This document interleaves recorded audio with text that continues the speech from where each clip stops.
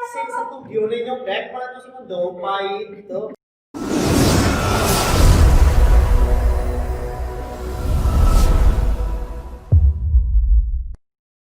Halo, jangan lupa subscribe, klik tombol notifikasi, like, comment, and share. Assalamualaikum warahmatullahi wabarakatuh. Waalaikumsalam warahmatullahi wabarakatuh. Ya, kembali lagi dengan saya Afiq Ashar dalam acara Lensa Laksanaja. Kita hari ini akan membahas tentang guru berkarya, merdeka belajar, serta inovasi pembelajaran di masa pandemi COVID-19. Di depan saya sudah ada narasumber guru-guru dari MTS Negeri 3 Purbalingga. Sudah ada Ibu Siti Wahyuni, kemudian di sebelahnya ada Ibu Yusniar, dan ada Ibu Riki Tika Agustina.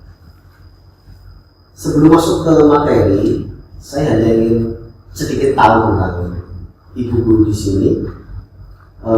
Sudah berapa lama nih kira-kira Ibu menjadi pendidik di madrasah? Alhamdulillah, saya sendiri di MTS Negeri 3 Purbalingga merupakan orang baru karena kurang lebih baru 2 tahun saya berada di sini.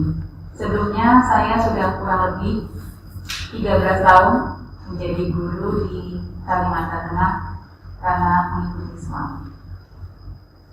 Untuk Ibu Tika? Alhamdulillahirrahmanirrahim, saya di sini sudah menjadi guru kurang lebih 10 tahun, Kakak. Nih. Kalau Yus? Ya, alhamdulillah saya dengan Bu Tika sama ya. Oh, satu angkatan? Satu angkatan, satu perjuangan. Perjuangan. Di 10 tahun. Oke. Kemudian menjadi seorang guru itu sebagai pekerjaan atau masih ada pekerjaan yang lain? Insya Allah pekerjaan guru itu tidak ada pekerjaan yang lain. Insya Allah kita istiqomah ya ibu-ibu ya, kita menjadi guru yang profesional. Profesional itu ya. Insya Allah. Profesional sebagai seorang pendidik. Berarti kalau sudah sedang ngajar ada telepon pulang atau bagaimana nggak ada ya. Profesional itu ya.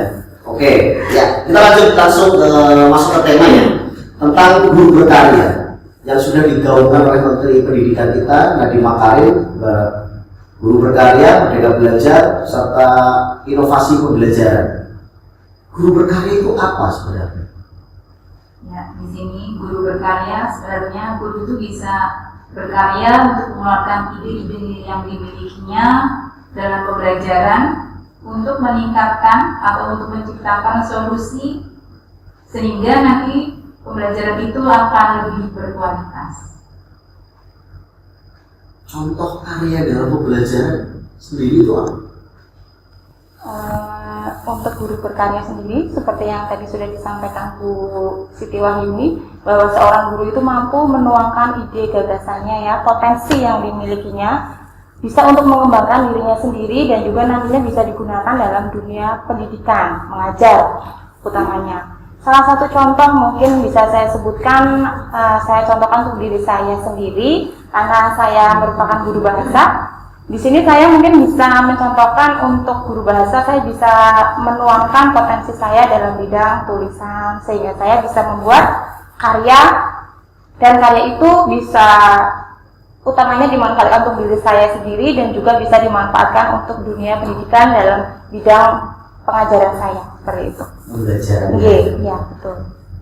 Boleh dong kita minta satu contoh guru berkarya dalam pembelajaran seperti apa? Ya, bisa saya beri contoh di sini.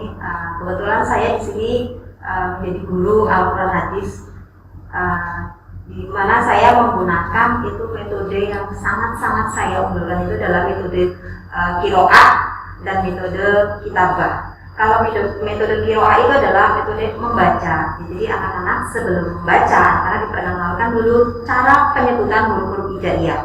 Jadi mulai dari alif itu alif a, jadi beda ya, a hamzah itu dengan a itu beda. Jadi kalau salah penyebutan huruf maka bisa beda arti.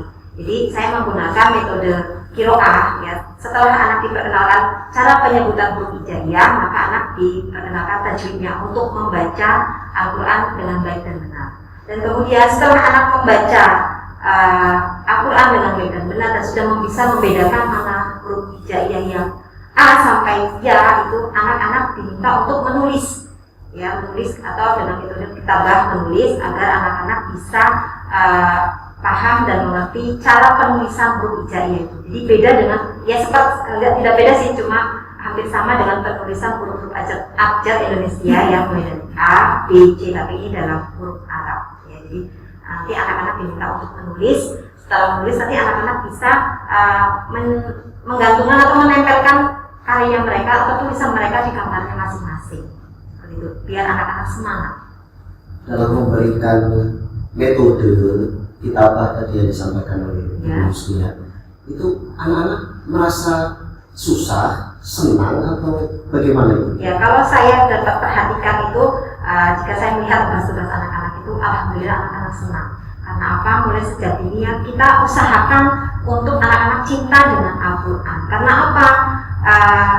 Namanya agama Islam itu anak-anak mulai dari dia mengambil wudhu ataupun nggak usah jauh-jauh membaca, mau makan itu baca doa-doa itu dengan baca dengan bahasa Arab, dengan ya tulisan Al-Quran. Jadi anak-anak harus bisa mencintai Al-Quran karena itu sebagai pedoman umat Islam. Oke ya, tadi disampaikan Butika bisa dengan karya menulis ya, kemudian Bu Yusnia bisa dengan kitabah dan apa tadi Bu? Kiroah ya, sebagai metode pembelajaran karya ya dalam pembelajaran itu seperti itu. Oke, pertanyaan berikutnya, guru berkarya itu masih ada beban nggak? Atau terbebani nggak dengan karya guru berkarya tadi? Ya, untuk guru berkarya kalau ditanya masalah beban, insya Allah kita tidak terbeban ya ibu-ibu ya. Tidak terbeban karena kita dibentuk di sini sebagai guru yang profesional, jadi tidak boleh merasa menjadi beban karena itu sudah cita-cita kita, sudah memang sudah keinginan kita untuk menjadi guru. Jadi adapun kendala ini tidak disebut beban tapi kendala. Karena adanya guru berkarya itu malah berarti bapak ibu guru yang sekarang lebih bisa mengekspresikan diri gitu ya. Tanpa ada aturan ini harus seperti ini, harus seperti ini. Tapi tetap dalam koridornya ya. Dalam koridornya. Oke, sedikit bertanya ini tentang nilai ya. Jadi nilai itu KKM. KKM itu apa itu? KKM itu adalah kriteria ketuntasan minimal yang dimiliki oleh setiap lembaga. Di sini kami MTS Negeri 3 Purbalingga pasti punya nilai minimal untuk anak itu dikategorikan tercapai atau tidak tercapainya akan sebuah kompetensi seperti itu. Jadi memang perlu adanya KKM untuk mengukur ini sebagai tolak ukur pencapaian anak. Jadi nanti anak itu bisa dikategorikan tercapai, tuntas, tercapai, atau belum tercapai seperti itu. Seperti itu. Tapi terbebani nggak kalau sedang memberikan nilai? Kalau sedang memberikan nilai, kalau dalam proses, kita lihat ada beberapa anak yang tetap tidak tuntas dalam materi tersebut. Jadi guru berkarya di sini, dia adalah nanti akan menuangkan, akan membuat solusi bagaimana anak yang tidak tuntas KKM itu menjadi tuntas. Di antaranya tadi yang sudah digunakan oleh Ibu Yus adalah metode kitabah. Itu adalah upaya untuk meningkatkan minat belajar anak dalam materi pembelajaran Al-Quran hadis. Minat belajar anak. Kalau minat belajar anak sudah tinggi, insya Allah nilai akan KKM akan tercapai. Kalau misalnya belum tercapai itu berarti nggak mengasih nilai di bawah KKM? Untuk memberi nilai di bawah KKM tidak ya, karena di sini kan kita sudah menggunakan metode kurikulum 13. Jadi di mana anak-anak itu tidak hanya dari akademisnya saja, tapi dilihat dari sikapnya. Jadi sikapnya itu yang akan membantu atau menunjang nilai anak menjadi tuntas. Jadi kalau memang walaupun dia pintar tapi dia sikapnya malas-malasan, jarang masuk atau tidak sopan kepada guru, itu tidak akan tuntas. Etika, ya, juga harus menerapkan etika juga ya, karakter pada anak ya. Oke, berikutnya tentang merdeka belajar. Setelah tadi ada guru berkarya, kemudian merdeka belajar. merdeka belajar itu apa sebenarnya? Karena mohon maaf, kita tidak paham tentang merdeka belajar. Seakan-akan dulu berarti terjajah. Iya, karena merdeka belajar secara merdeka kemarin berarti terjajah kan seperti itu. Itu Pak, merdeka belajar itu seperti apa? Ya, di sini untuk merdeka belajar bukannya terjajah, artinya kita merdeka seperti Indonesia sudah mengumumkan pada dunia bahwa tanggal 17 Agustus kita merupakan hari kemerdekaan atau puncak tolak perjuangan bangsa Indonesia. Di sini merdeka belajar di sini adalah yang dimaksudkan oleh pendidikan Nadiem Makarim. Intinya adalah kemerdekaan berpikir bagi seorang guru. Di situ bagaimana guru nanti akan berpikir secara luas, secara efektif, apabila di dalam hatinya masih merasa ada beberapa jajahan atau masih merasa terjajah dalam dunia pendidikan ini. Contohnya apa itu ya? Masa bikin guru itu terjajah. Kok tidak nyaman pada saat memberikan pembelajaran? Itu seperti apa? Ya, di sini bisa saya sampaikan yang dimaksud terjajah itu mungkin lebih ke beban ya Pak ya. Karena di sini sebagai guru berkarya kita dituntut untuk benar-benar totalitas untuk menuangkan inovasi. Bagaimana cara mengajar yang baik supaya pembelajaran yang kita sampaikan itu efektif sehingga anak pun bisa menerimanya dengan baik. Tapi ketika guru itu masih dibebankan dengan administrasi yang sangat banyak itu dengan berbagai macam item, waktu kita pembelajaran di kelas pun akan semakin terbagi. Pikiran guru yang mengajar iya, juga memikirkan administrasi iya. Jadi menurut saya salah satu beban yang bisa dirasakan guru ketika dalam proses pembelajaran itu adalah karena guru tersebut harus memikirkan administrasi yang sebegitu banyaknya. Salah satunya mungkin itu, mungkin Bius bisa menambahkan. Oke, untuk menurut yang saya pahami tentang merdeka belajar itu adalah yang namanya merdeka itu kan memberi adanya ruang kebebasan untuk berinovasi, untuk mengungkapkan ide-ide dan sebagainya. Nah, untuk kalau kita lihat dari yang pendidikan masa dulu itu ataupun masanya saya itu pendidikan merdeka belajar itu belum ada. Karena apa? Baik dari guru atau siswanya itu belum merdeka belajar. Kenapa? Waktu saya menjadi siswa itu siswa harus fokus dalam kelas. Jadi pembelajaran itu hanya fokus dalam kelas. Kemudian murid atau siswa itu harus benar-benar fokus kepada guru dengan cara melipat tangan di atas meja. Itu salah satunya itu karena masih zaman kolonial, ya, belum merdeka itu. Kalau menurut saya itu belum merdeka. Nah, kalau tidak diperhatikan nanti dilempar dengan penghapus. Nah, kalau zaman sekarang itu bukan lagi zamannya kolonial, jadi zamannya milenial ya. Jadi anak-anak itu lebih aktif. Jadi anak-anak itu kenapa? Karena sekarang itu pembelajaran tidak hanya di dalam kelas tapi di luar kelas juga. Jadi insya Allah ya semoga merdeka belajar ini tercapai dengan baik di Indonesia. Berarti tadi kan dikatakan oleh Bu Yusniar bahwa anak-anak harus berani, harus berani, kreatif, harus percaya diri. Dan untuk membangkitkan rasa percaya diri kepada peserta didik, apakah ada trik-trik tertentu ini dari ibu guru ini? Ya, untuk membangkitkan peserta didik yang mungkin tadinya belajar di dalam kelas, kita beralih ke outing kelas atau belajar di luar kelas.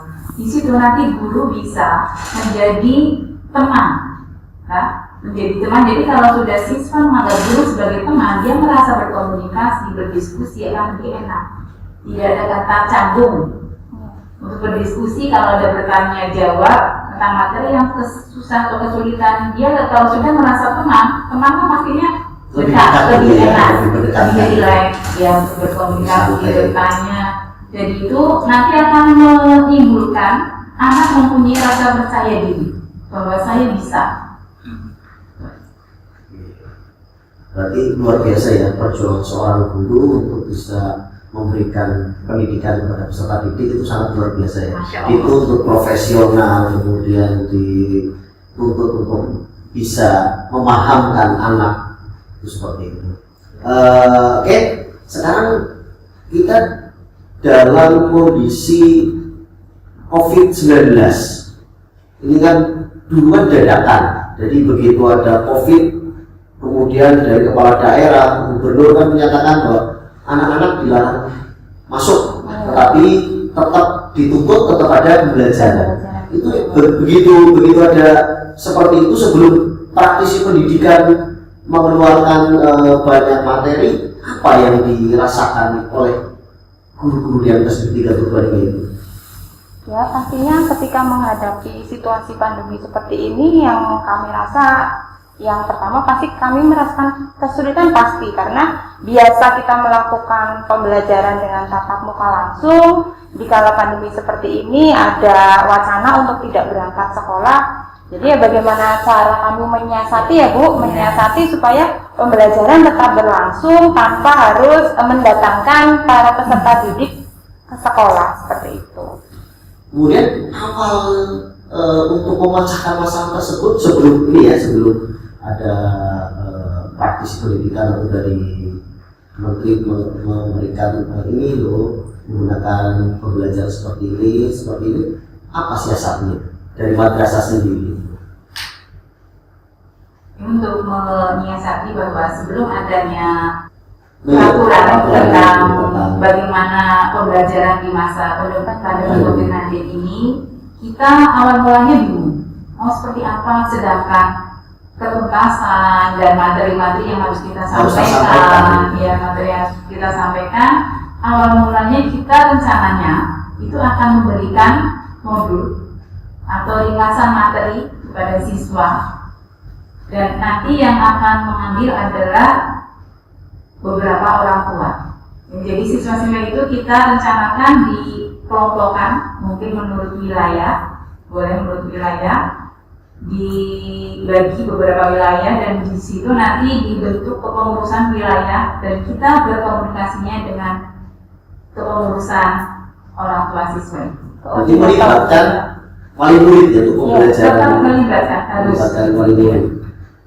Oke, setelah tadi udah awal sudah bisa karena pembelajaran harus tersampaikan, nilai harus tetap ada. Setelah Menteri Pendidikan atau pemerintah sudah memberikan metode, ada Google Classroom, ada dan sebagainya ya, masih ada kesulitan nggak untuk memberikan pembelajaran jarak jauh itu? Sudah pasti ada. Sudah pasti Pak, ya. Apa susah sekali atau gimana itu susahnya? Ya. Waktu tatap muka saja sudah ada kendala, maksudnya ada kendalanya, apalagi ini tidak tatap muka itu sudah jelas pasti ada. Ya, salah satunya itu guru dituntut untuk bisa membangkitkan motivasi anak untuk bisa aktif dalam pembelajaran. Ya, nah kendalanya salah satunya adalah HP ataupun handphone ya, handphone di mana anak-anak ada yang tidak memiliki telepon pintar. Ya, hanya bisa untuk SMS atau telepon saja. Kemudian ada orang tua yang tidak memiliki sama sekali, tidak memiliki telepon ataupun handphone. Seperti itu. Jadi kendalanya seperti itu. Jadi selain itu juga anak ada telepon pintar tapi tidak ada kuota. Kuota ya seperti itu. Ada kuota juga ya, bisa mengakses semuanya itu. Ya betul. Jadi tetap kemudian sudah berjalan ya seperti ini. Cara untuk mengontrol anak, kalau di dalam kelas tatap muka ada absen nih ya, berangkat siapa, kemudian yang sakit siapa, untuk mengontrol hal tersebut biar anak-anak itu tetap dalam pantauan para guru gimana? Karena setiap kelas kan pasti ada wali kelas ya Pak ya. Nah, wali kelas itu nantinya dibekali dengan sarana, wali kelas itu nanti bisa ngecek anak-anak, keaktifan anak-anak atau tidak, bisa memanfaatkan berbagai macam aplikasi yang memang sekarang marak digunakan pada pembelajaran era pandemi ini. Contohnya kita bisa gunakan Google Form untuk melihat anak tersebut aktif, absen atau tidak. Untuk bentuk yang sangat sederhana saja, kita masih bisa menggunakan WhatsApp untuk selalu mengingatkan. Jadi kita selalu ada grup kelas. Nah, di grup tersebut kita bisa ingatkan anak-anak untuk absen setiap hari, dan tidak lupa juga untuk senantiasa menaati protokol kesehatan, selalu cuci tangan setelah berpergian, selalu memakai masker, dan lain-lainnya seperti itu. Oke, kemudian lagi nih ya, sedikit saya nggak apa-apa ya Bu ya, ini karena ingin tahu saja. Sekali-sekali bapak-bapak cerewet nggak Oh apa-apa. iya. Kalau gitu, Kemudian kan nggak cuma ada pemberian materi, kan ada juga penilaian tengah semester ya, penilaian tengah semester, kemudian harus ada nilai rapot nantinya. Penilaian. Iya, itu penilaiannya untuk nilai dan supaya kita tahu juga sikapnya anak, karena kita nggak mau langsung sikap anak seperti apa, untuk mengontrol hal tersebut anak sikapnya baik, kemudian nilainya juga bagus bagaimana? Nah, di sini kalau dalam penilaian, tadi penilaian tidak hanya penilaian kognitif, ada penilaian keterampilan, dan yang utama adalah penilaian sikap. Di situ sering saya lihat masih ada beberapa anak yang kalau mau bertanya kepada gurunya tanpa mengucap kasar. Nah, kami tidak bosan-bosannya selalu mengingatkan didahului dengan salam. Tetap kita balas chattingan dari anak tersebut, cuma kita tetap mengingatkan, Mas, Mbak, tolong jangan lupa salam ya. Itu untuk penilaian sikapnya, kita mengontrol. Kalau untuk penilaian keterampilan, nah, saya sendiri kalau untuk penilaian keterampilan di sini, kalau ada tugas boleh kita gunakan link yang online, atau boleh juga kita menggunakan WA group itu sebagai sarananya. Sarannya boleh kalau sedang mengerjakan tugas difoto dan dikirim ke guru tersebut. Tergantung bagaimana guru itu mampu mengelola pembelajaran di masa pandemi COVID ini. Jadi boleh lewat foto, lewat WA group, ataupun boleh lewat online. Apakah hanya pada waktu pembelajaran atau tadi ya memberikan tugas hanya lewat foto, atau ada cara lain selain itu? Misalnya anak harus mengumpulkan tugas, atau hanya difoto kemudian dikirimkan ke guru mapel, atau bisa dengan cara yang lain? ya untuk penilaian tadi sudah dijelaskan dengan ini. Ya, salah satunya adalah penilaian sikap. Ya, di sini kalau sikap kan kita tidak bisa melihat anak didik itu sholat apa enggak, benar apa enggak. Nah, dalam hal ini kami bekerja sama dengan orang tua. Jadi ada orang tua, ada grup khusus untuk orang tua siswa. Jadi kami di situ membagi atau men-set jadwal amaliyah. Ini anak-anak sholat apa tidak. Nah, itu sudah kami tentukan, mulai dari sholat 5 waktu, kemudian ada sholat duha, kemudian ada tadarus, kegiatan dia sehari-hari di rumah membantu orang tua atau tidak, bagaimana. Itu orang tua yang memilih. Jadi salah satunya untuk penilaian sikap seperti itu. Oke, berarti sudah luar biasanya, dalam arti luar biasanya itu guru itu ya dengan anak juga harus ada komunikasi, dengan wali murid juga harus bisa komunikasi, kerjasama ya benar. Kemudian ada kesulitan lain nggak? Misalnya sudah menguasai semua belum ini link-link yang, atau di masa ini PJJ kan harus dituntut guru itu benar-benar menguasai teknologi. Itu masih ada kesulitan nggak untuk guru-gurunya sendiri? Untuk gurunya sendiri tetap masih ada, karena kita tahu bahwa guru tidak semua memahami tentang dunia teknologi informasi yang sekarang. Ada beberapa guru, terutama mungkin saya sendiri, ada kalau untuk YouTuber itu kan ada guru yang menggunakan metode pembelajaran daringnya ini, dalam jaringan ini menggunakan YouTuber. Itu ada yang menggunakannya. Kalau saya sendiri memang kesulitan kalau dalam menggunakan YouTuber, tidak pernah. Paling kita menggunakan dengan video atau dalam bentuk PowerPoint yang kita buat sendiri dan kita simpan dalam bentuk video. Simpan dalam bentuk video ya. Untuk di-sharekan Bisa ke disertakan siswa ya. untuk bisa melihat gitu ya. Nah, oke. Dari sini bisa kita simpulkan bahwa pembelajaran itu memang sulit gitu ya, dalam arti dimana guru harus bisa memberikan materi, kemudian memahamkan anak, harus bikin anak bisa senang dengan pembelajarannya dan anak harus bisa mengerti dengan pembelajaran yang lain kan seperti itu. Oke, terima kasih. Acara tentang pembelajaran jarak jauh, kemudian tentang guru berkarya, kemudian Merdeka Belajar sudah kita sampaikan tadi oleh guru-guru yang Purbalingga. Sedikit mengutip dari Malkot, pendidikan adalah tiket ke masa depan. Hari esok dimiliki orang-orang yang mempersiapkan dirinya sejak hari ini. Terima kasih. Assalamualaikum warahmatullahi wabarakatuh.